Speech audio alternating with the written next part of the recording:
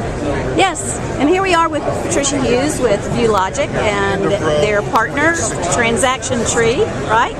And they are going to show us their new, I guess we'll call this is a brand new offering that is co-branded between your two companies, right? Yes, actually ViewLogic has branded the analytics piece for Transaction Tree, and we've rebranded the name as Power Tree.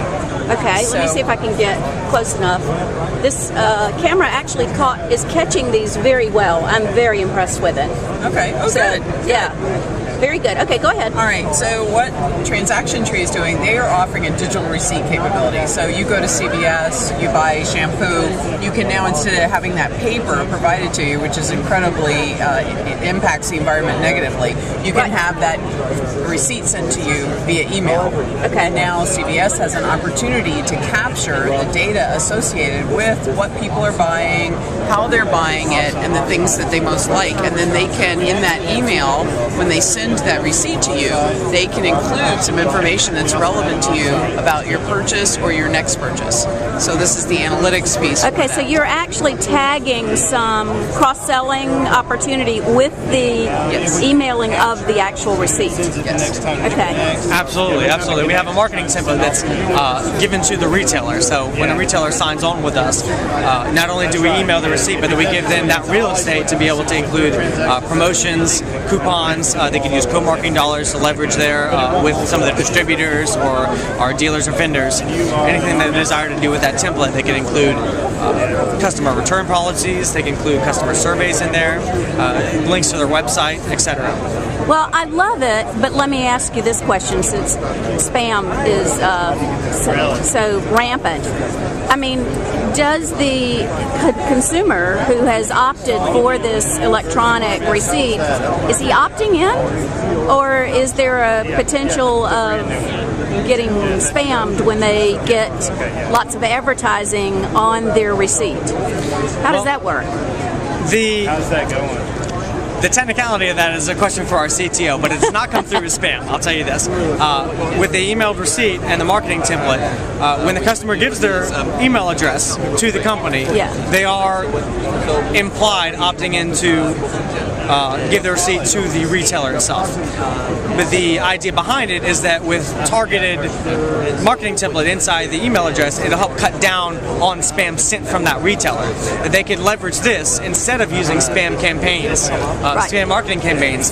They could use this as a marketing tool to help cut down on that. So instead of just a marketing blast to every single one of their customers, regardless of their purchase history, regardless of their loyalty to the retailer, it could be a first-time purchase, could be their best customer. They're all getting the same message. But here, they're getting targeting message based on their purchase, based on their purchase history, based on who they are as a customer. But does the retailer then, are they not able to use the email again, or are they taking the email and building a mail list out of it? Because that's when you could get into trouble, I think. Well, the email address is being entered into their customer management database. Right. So it's being entered into the retailer's database to help complete their customer record. Okay.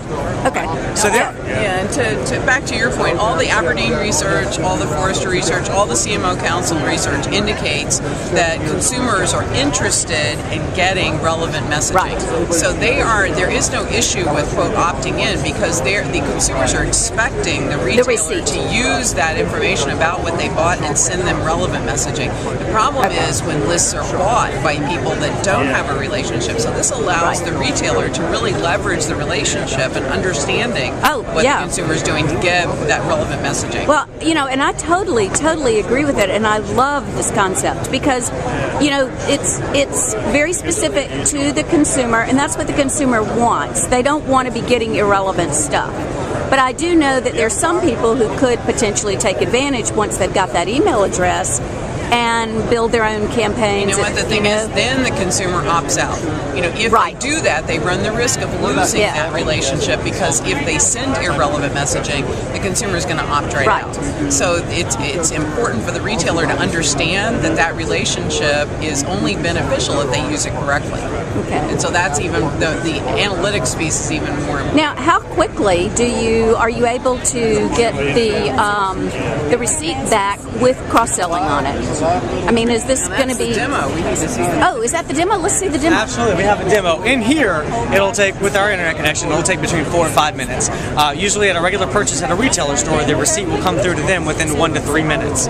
Okay. Now back to With your the marketing question team. about the messaging. What we're going to do is allow the retailer to marry the messaging with the score. The score is captured on a daily basis based on that consumer's transaction history. Okay. So this score represents their persistence and value. So messaging would be mapped. This would be your highest persistence, highest value customer. This would be your low. So this is thank you so much, Patricia, for coming back and buying contact lens solution. And you know that I buy it every month. And this is, oh, thank you so much for using our digital receipt capability. We noticed that you're interested in our XYZ product. And this is your marginally performing consumer. So you're trying to encourage them. So you're beginning to get a picture of Patricia Hughes responding to the discount or responding to a flyer, or this person just coming in based on some sort of marketing. But going back to, all right, let's take the product and put it into your basket, and you're signing up retailers. Right. Let's say Patricia Hughes shops at 5 or 6 of those retailers. Right. Do you have access to that? Is there some application around that as well? Well, we store all of Patricia Hughes' information under Patricia Hughes. So any store of transaction trees that she stops at, she's able to access her information online to see the receipts from every different retailer she shopped at. The retailers do not have that backwards visibility. They cannot see what other stores she's been shopping at or leverage that information. They can only see what Patricia Hughes has done at their store. So Patricia Hughes' information, she retains her individuality online. And I could definitely see some future applications down the road because the consumer wants you to know about them. Right. Absolutely.